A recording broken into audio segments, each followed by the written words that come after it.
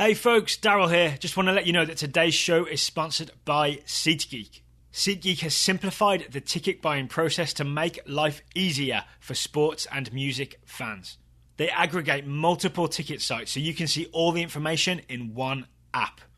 You may remember on a recent show I said I was excited about Los Campesinos. I checked the SeatGeek app, found information about Los Campesinos' US tour. I also said they were an English band. I was wrong. Jeff Markman and Matt Daughtry, thank you for the correction. They let me know Los Campesinos are a Welsh band. So I'm going to stick closer to home when I look for events right now. I see that on February the 1st, VCU men's basketball. So yeah, college basketball is the only American sport I can truly claim to love. VCU men's basketball host University of Richmond on February 1st. That game is almost always sold out, but I know that the ticket's available via SeatGeek. If you want to give the app a try, you can get a $20 rebate on your first purchase. Here's what you do. You download the SeatGeek app. You go to the settings tab and click add a promo code. That's where you enter the promo code TSS for Total Soccer Show. And then SeatGeek will send you $20 after you make your first purchase. So download the SeatGeek app and enter promo code TSS today. And always double check country of origin on bands that you like.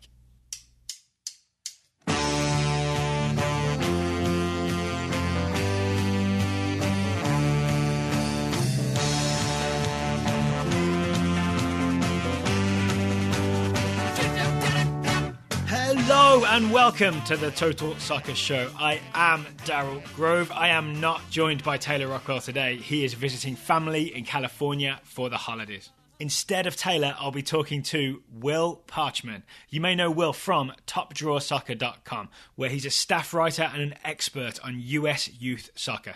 We'll be talking about U17s, U20s, technical directors, and what he thinks is going to happen in 2018 when Bruce Arena's term as US national team coach is over and when Sunil Gulati's current term as US soccer president is over. We also talk a little bit Seattle Sounders. How did they make such a success of 2016? Did Jordan Morris surpass expectations? And if so, by how much? And also, what does the future hold for the Seattle team? Are you ready for all that? Then keep listening. All right, so on the line I have Mr. Will Parchman of topdrawersoccer.com and of, I want to say you're of SoundersFC.com, is that right? Yeah, you got it, yeah. Yep. So we're going to talk the future of US soccer, the youth teams, and a bit of Seattle Sounders. I want to sort of just look back a little bit, Will, at sort of what happened this year in Seattle.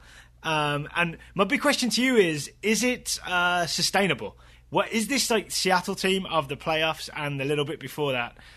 Is that like a kind of a freakish run, or are they like the best team in MLS now? I think you could probably say both. I think it was a freakish run, but I also think that they've really built themselves well. I mean, in MLS, it's really the top 4 to 6 players that really are going to get you through and get you to a championship, and then the 6 to 11, 6 to 12, your depth there. It's important, but I mean, look at what TFC has done with, Michael Bradley, Giovinco, and Josie Altidore, and then sort of fitting in pieces around those guys. I mean, that's what matters. And I think you got Seattle with Nicolas Lodeiro, who, for my money right now is playing like the best number 10 in the league. You've got Jordan Morris, who's going to be around for a while. Chad Marshall and Roman Torres at center back, which will be, intact for at least another year or two. So I really do think this team is built to compete. But MLS playoffs being what they are, you can be playing like the best team in the league. I mean, I really did think Toronto FC, up through the playoffs, they were the best team in the league. It ultimately really kind of doesn't, it doesn't matter. The playoffs can be kind of a crapshoot, but all you can really ask for is that you put yourself there, you put yourself in the position to do it. And I think, Seattle will be doing that for the next couple of years at least. You seem like the perfect guy to ask about Jordan Morris, right? Because with Top Draw Soccer, you cover a lot of college soccer, and then sort of on that Sounders beat, you obviously saw a lot of Morris. So looking back on his 2016, which is just phenomenal, right, in hindsight, is that I was going to ask, is that better than expected? I'm going to ask, how much better than expected was it? Yeah, I really do think he outperformed expectations. I don't know by how much. Certainly, posting a picture with Jordan Morris next to Leo Messi before the season, it was always going to put the expectations a little bit higher than they probably wanted to. But no, I thought he played really well. I mean, anytime you score 12 goals in the regular season, and then obviously the big one against the Rapids there to put him in the final, you can't really ask for anything more out of a rookie. I do think he has some unsolved questions that he kind of left unanswered this season, especially when you're talking about his left foot. You can't really play international soccer at a super high level and not be able to use both feet. And he just still cannot use his left, when he's shooting, at least not in a way that's going to trouble keepers. And I think that's a really big worry still internationally. It didn't really hurt him that much with the Sounders. He's still able to kind of run around it and find space, which is fine. But you go up against guys like Sergio Ramos and Vincent Kompany on the international stage, and they're gonna punish you for not being able to do that. So I think the Sounders really do need to iron that part out of his game. I do think he can stray a little bit positionally. They asked him to play a little bit on the left wing, which is not not where they want him to be long term. I think it was just to get him and Nelson Valdez on the field at the same time. I think long term they'll end up shifting him back up to striker, and I wouldn't be surprised to see Valdez take a pay cut or leave Seattle entirely. But that said, there's a lot of promising things about Jordan Morris's game. And there's absolutely no reason he shouldn't be getting looks at striker on the international level. But, with the U.S., it's a deep position. Bobby Wood and Josie are definitely ahead of him there. And I think he set a foundation, which is really all you can ask for a rookie. And speaking of foundations and looking forward for Seattle, you mentioned Valdez, right? His option wasn't exercised, is what I saw. And also Freeberg, Ivanchitz, and Tyrone Mears. So a lot of guys who had a big role in the actual MLS Cup win. Right now, as I understand it, are either going to be let go or are going to be offered a lower salary. Is that a correct read on it? Yeah. I think of all four, Valdez is the one they really have to get down because he was on a DP contract, and they just can't abide that level of production, which wasn't high enough in terms of goals over what they were paying him, which I believe was something around 1.4 or 1.5 mil a year. Right. It just doesn't. It doesn't work in MLS. I mean, you've only got so much cap space, so you really need to allocate it at that. I think it's about $475 the DP slots take up a year, which is I think an eighth or a ninth of your cap space, and Valdez just wasn't worthy of that. So they're either going to have to get him down off of that DP contract so it's a little bit more manageable, or they cut him loose and let him go. Of the four you mentioned, I actually think Tyrone Mears, for me, even though he's 33, I think he's the one that you got to keep because he really, really played well down the stretch. He had a pretty poor start to the year. I thought, by June, July, the Sounders were going to be happy to kind of cut him free at the end of the year. But, he proved his mettle. He had a huge, huge goal line clearance against FC Dallas, I believe it was, in the playoffs that really saved that entire series for them. And he was as consistent as you want. I mean, you do want to transition a guy into that role eventually, but they don't have sort of a natural right back that they have ready to go. So I think you can deal with parting with all of them, but I think for me, I would be interested if you can get him low enough to keep Mears. Yeah, he's kind of like the English guy living the American dream, as I see him, right? Yeah. No one would have predicted this for his career. And certainly he wouldn't have. Are there any other youngsters at Seattle right now, like any other homegrown players or Generation Adidas players who sort of may force their way into the first team last year? Like I keep hearing Mansoray, I keep hearing his name. Is anyone close to being a regular player next year?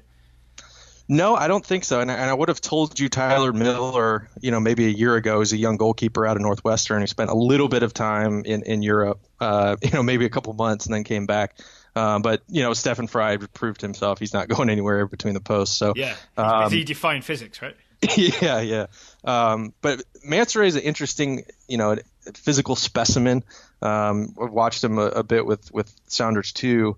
And he'll outrun anybody on the field. It's just a matter of sort of putting everything together between the ears. And I think his soccer IQ could use a little bit of a brush up He still kind of makes some questionable decisions, but he's one of these highlight reel warriors, I think, where you'll kind of look at him on YouTube and say, why isn't this guy playing? And then you watch him over 90, and he can kind of disappear a little bit. So they've got a kid out of Duke named Zach Mathers he played in a mid-season friendly. I think it was Club America. Somebody from Liga MX came up here and he played pretty well.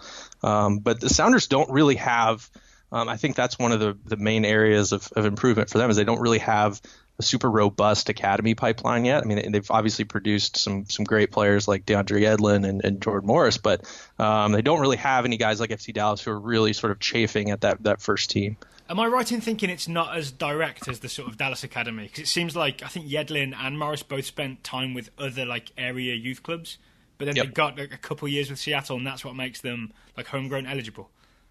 Yep. All you need is a year. Excuse me. So they took Jordan Morris from Eastside FC and DeAndre Edlin from Crossfire, which a lot of people probably heard because of the lawsuit over training compensation.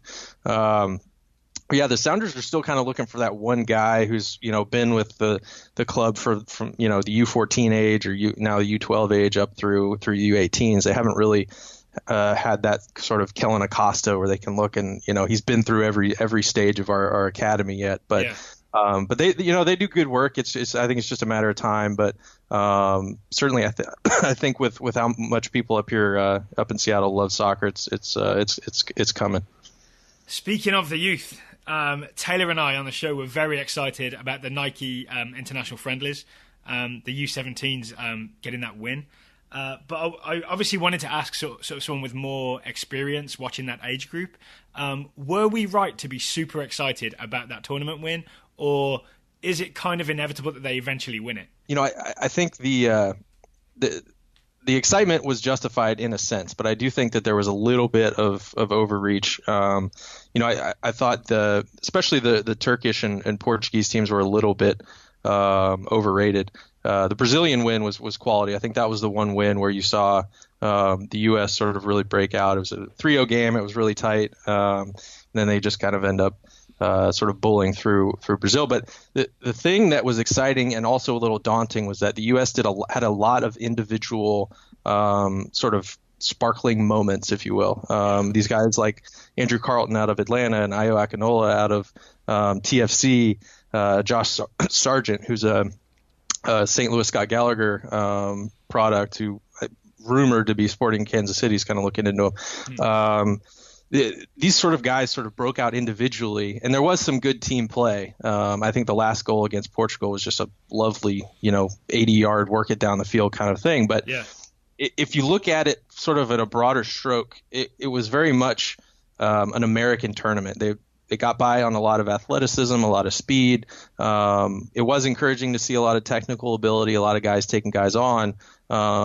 So from that aspect, it was good. And there were a lot of good things to take away from the team play. But there was a lot of leaning on the athleticism, which is something that the U.S. has been trying to get away from at the youth level, just to sort of bring them back into this realm of we can play through the middle, we can play quality attacking soccer and not lean too much on one guy. So a little bit of good and maybe a little bit of room for improvement. But certainly there's just tons to be excited about with this group. It might even be better than the 2013-15 team that obviously had Christian Pulisic on it.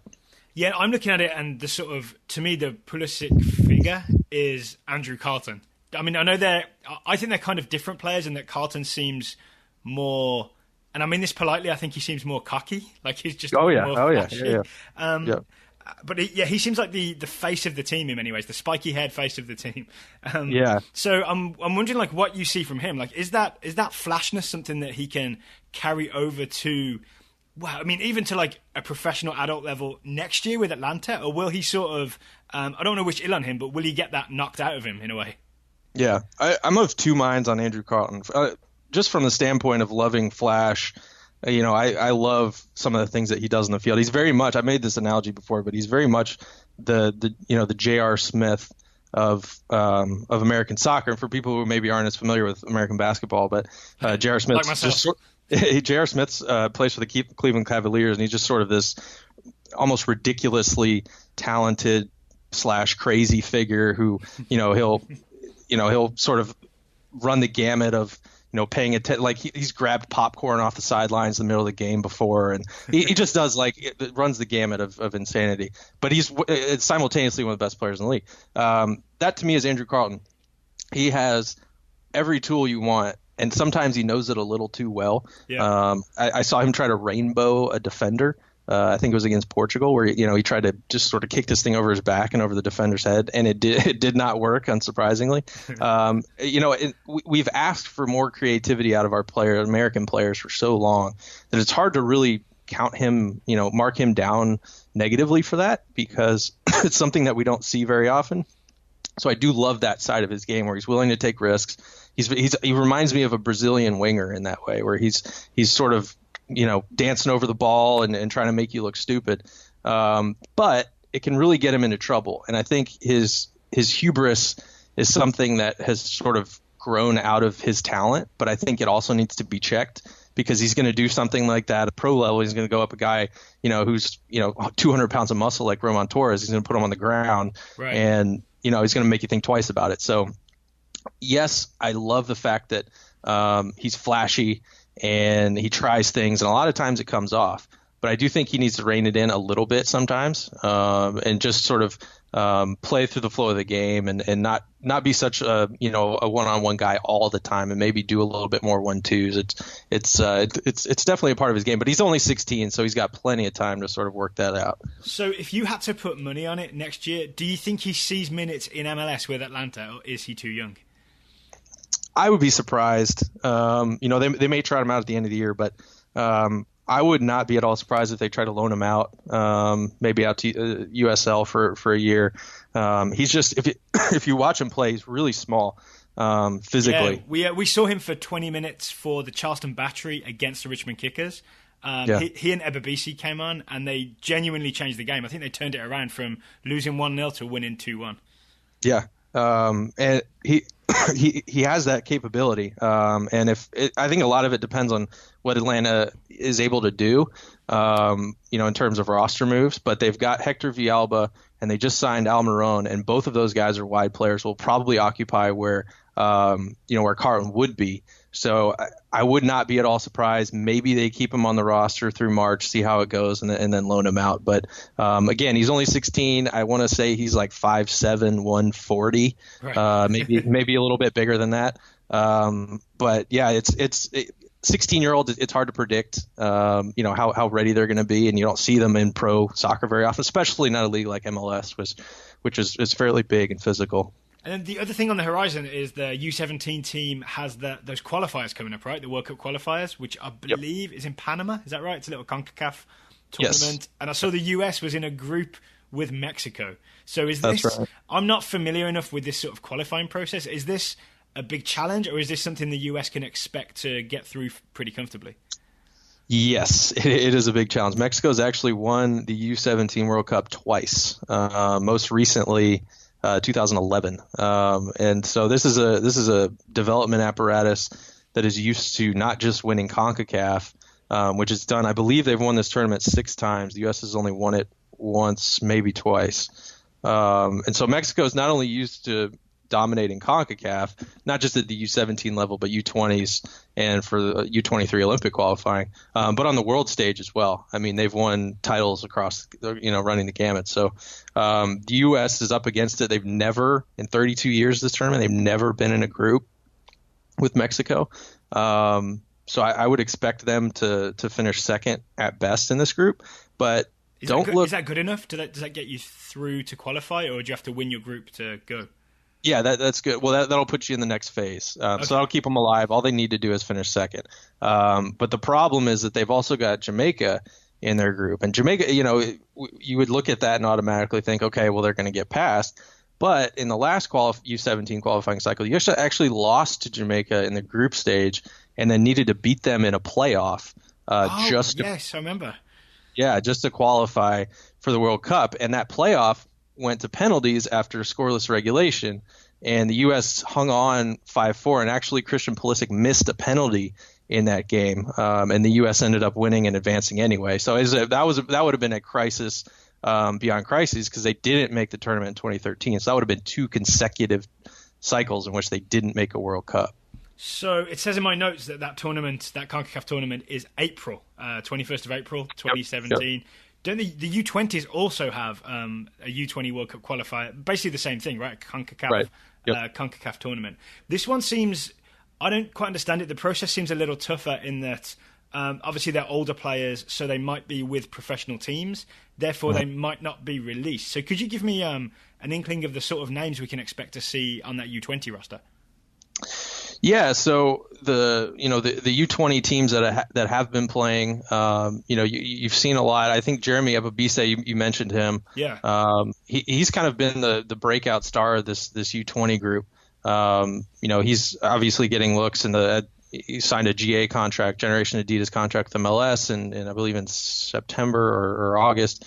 And so he's going to be in the draft, and I really do think Minnesota goes after him number 1. So I think that should be the sort of the biggest name I would think people would be interested in looking at. But there's plenty more. I think Cameron Carter-Vickers is one of these guys that everybody probably thinks he's too old for it by now, but he's still eligible. I mean, obviously you won't be seeing Christian Pulisic, but yeah, it should be an interesting tournament. I think this U20 group is a little bit weaker than the U17 group, as in comparison to its peers. But they did well in the last cycle, obviously getting to the quarterfinals of the World Cup. So I would expect an advancement and getting out of their group again in the World Cup.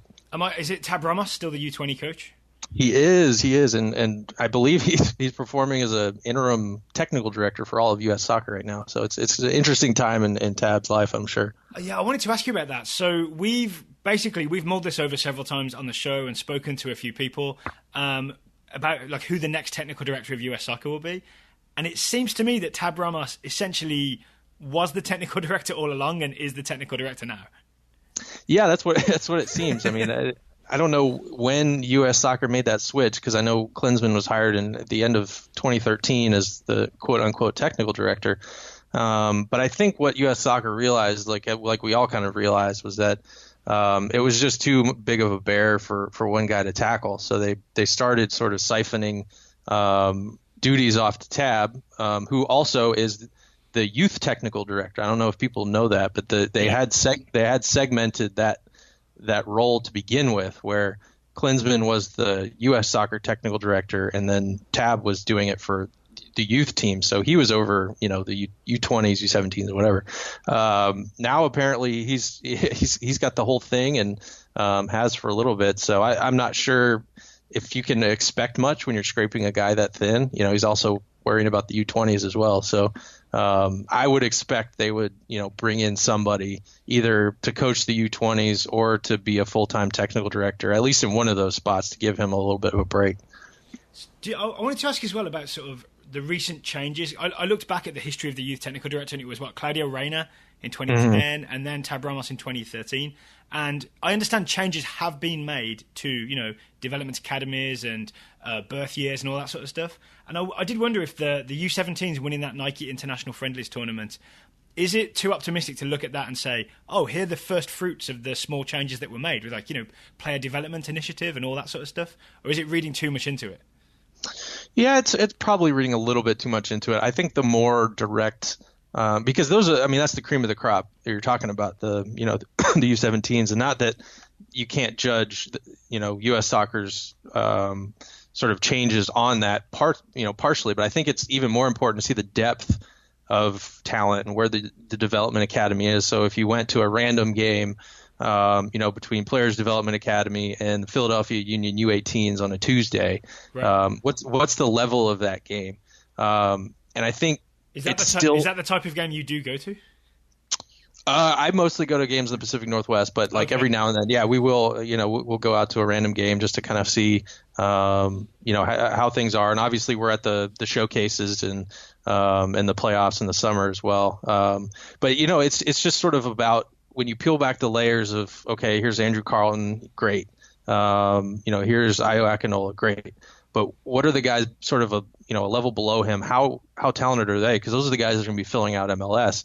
And I think in that respect, development academy is still lagging behind because the depth isn't there. The depth of quality is not where it needs to be. And it's hard to fault U.S. Soccer too much because the development academy was only started in 2007, and we all know that averages. I believe MLS teams only invest about $2 to $3 million a year, which is kind of chump change when you think about sort of what some of the global powers invest in development. So they're just sort of fighting upstream in a lot of ways. A lot of it in investment, but it's still young. I mean, it's easy to forget that despite the fact U.S. Soccer as an entity has been around 100 years, the really substantive part of our development game is a decade old.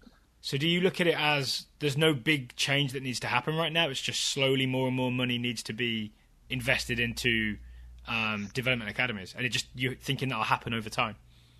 Yeah, I mean, I think the big change for me, I mean, it all stems from investment, right? I mean, U.S. Soccer can only do so much with the resources at hand. And I have been critical of U.S. Soccer in a lot of ways, but I do think that they're in a lot of ways that there's good people there and they're doing their best, and they don't have the resources of the French Federation or the English or the Germans. I would like to see more targeted investment in scouting. I think that's the one area where that can be attacked immediately, where the U.S. Federation only has 9 full-time scouts. What? Yeah, and even their their network is only about 100 to 150 scouts, and that's including part-timers. So they're only paying 9 guys. They call them, I think, technical staff members, right? And then they're only paying those guys full-time wages, and those guys have to sort of play this reactive game of chasing rumors and players, and it's impossible for good ones not to fall through the cracks. So that needs to be beefed up immediately. And I would say if I was in charge of U.S. Soccer, that would be the first place that I went, was paying scouts, finding the money, and doubling, tripling, quadrupling, however much you can divert some money to it, I would do it. Again, that's a resource issue, right? You've got to find the money to pay those. Yep. Maybe you could do it like a commission based. Yeah, you have to find really good players to make a bonus. Or I'll send a letter to Mark Cuban and beg him to send us some money. You also, Will, I think today you published on topdrawsoccer.com essentially a prediction for 2018.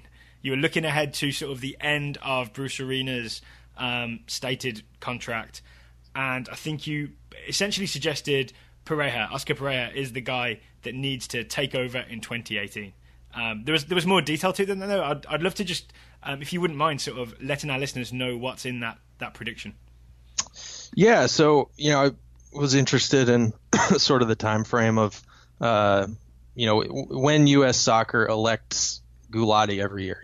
When does that happen? And it happens in late February, early March, every 4 years, coinciding with World Cup years, which I think is interesting because it actually falls before World Cup. So he's being voted back in, right?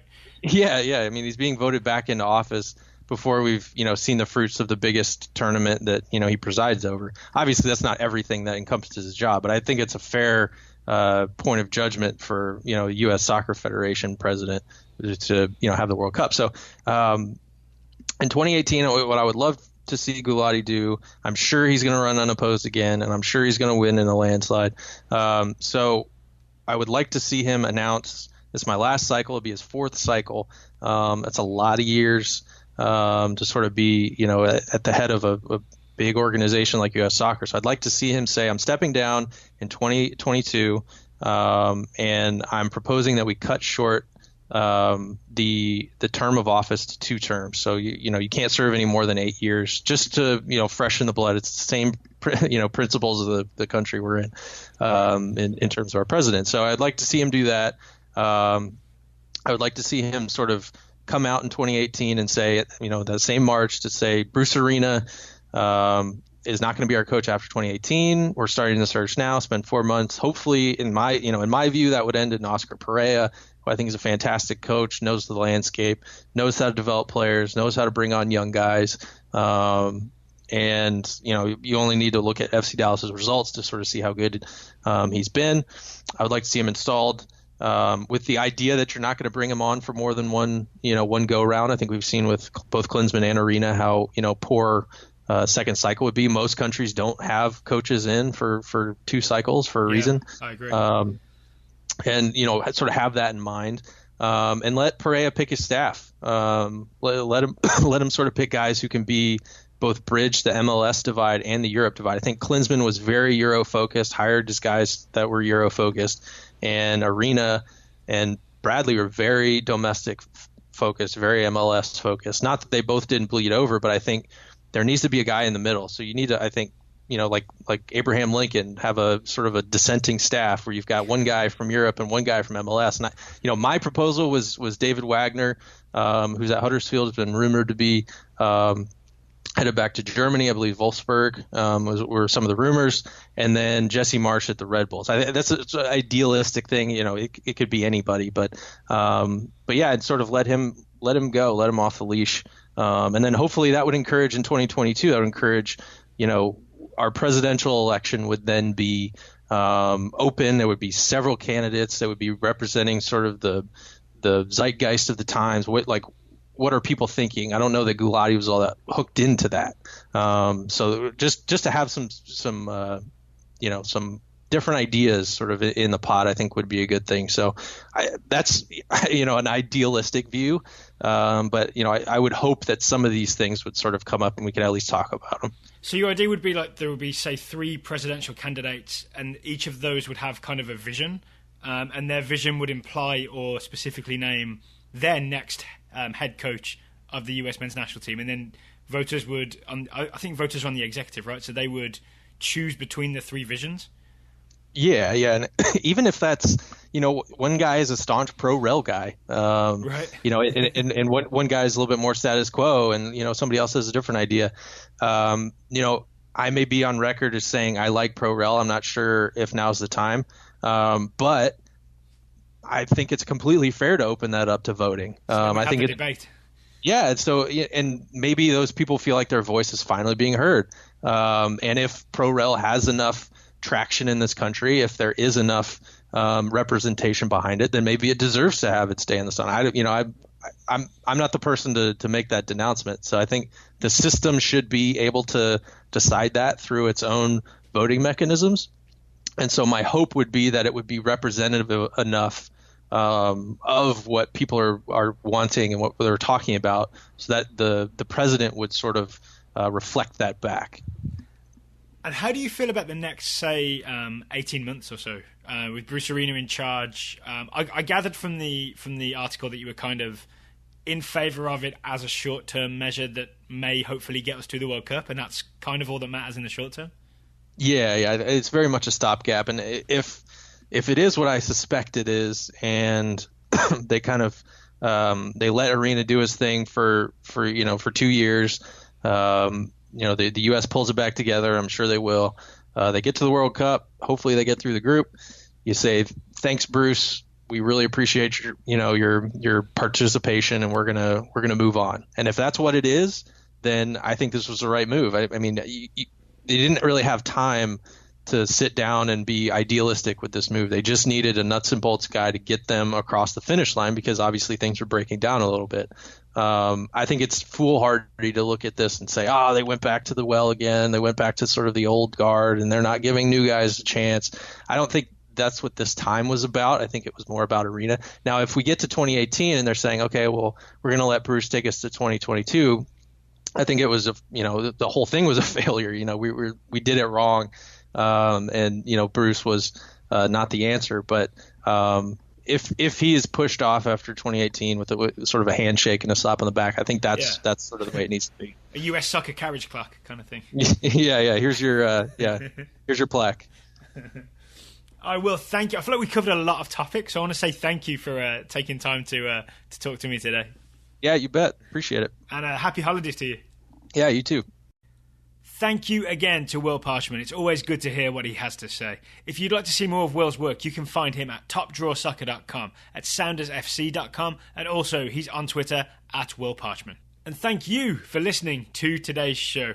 Later this week, I'll have Taylor on the phone for a holiday special. And you can also catch me on Tuesday and Thursday morning, filling in for Taylor, on the Goalmouth Podcast. That's our other show, our other soccer show, the Goalmouth Podcast. Find it in iTunes. Thank you for listening, and I'll talk to you again soon.